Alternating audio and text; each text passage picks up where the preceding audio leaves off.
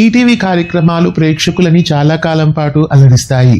అయితే ఈటీవీలో ఎన్నో కార్యక్రమాలు ఇప్పటి వరకు టెలికాస్ట్ అవుతూ కూడా ప్రేక్షకులని అలరిస్తున్నాయి.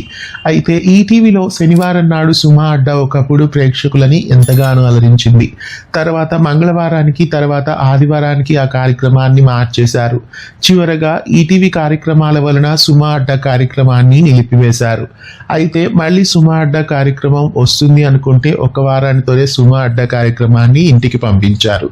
ఇకపై సుమా అడ్డా కార్యక్రమం రాదు అని క్లియర్ గా తెలుస్తోంది. అలాగే ఫ్యామిలీ స్టార్స్ కార్యక్రమం కూడా ఆగిపోయినట్లు తెలుస్తోంది. ఇక ముందు ఈ రెండు కార్యక్రమాలు ఈటీవీలో మళ్ళీ రాకపోవచ్చు అని అనిపిస్తోంది. సుమా అడ్డా, ఫ్యామిలీ స్టార్స్ రెండు కార్యక్రమాలు గుడ్ బై చెప్పడం మీకు ఎలా అనిపిస్తుంది? మీలో ఎంతమంది ఈ కార్యక్రమాలని మిస్ అవుతున్నారు అనేది కామెంట్ చేయండి. ఇలాంటి మరెన్నో వీడియోస్ కోసం ఛానల్ని సబ్స్క్రైబ్ చేసి పక్కనే ఉన్న బెల్ ఐకాన్ని యాక్టివేట్ చేయండి.